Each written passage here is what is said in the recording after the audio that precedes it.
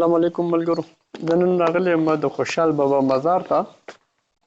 په دې کې تاسو د دوی د کتبه هم کتلی شي وي د افغان په ننګ مې وتړله توره ننګیالی د زمانې خوشحال خټک یم.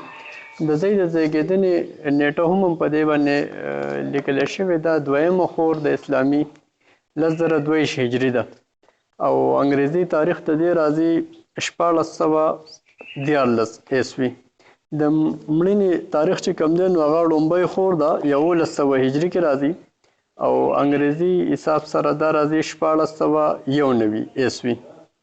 د دوی د زوی عبدالقادر خان خټک صاحب کلام زه نن تاسو سره شریکوم. د دې موقع مناسبت سره د خوشحال بابا چې څنګه په خپله عالم او فاضل سړی و دغه رنګې د دوی اولاد نارینه او زنانه دواړه ټول عالمانو او بارسوکه خلک وو.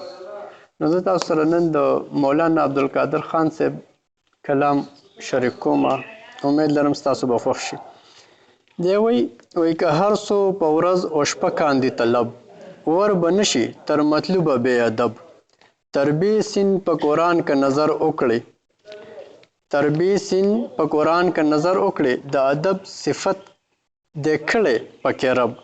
ادب څه دی نیک او بد ګڼل دي له خدایه. مستقیم په شریعت په روز و شب. سببونه حجابونه شول د وړاندې مسبب نشي لیدی په دا سبب.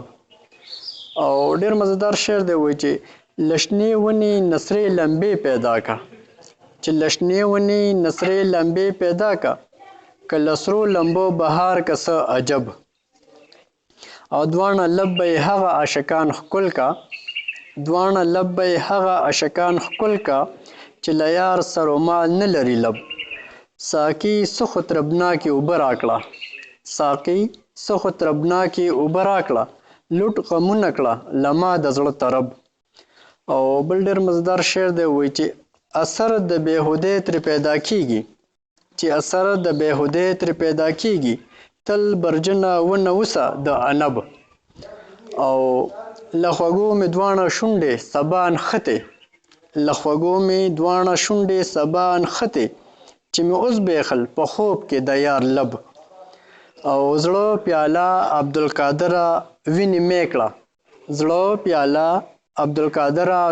مې کړه د اشنا په یاد کې نوشه لبالب. ډېره مننه، مینه او احترام. د الله په امان.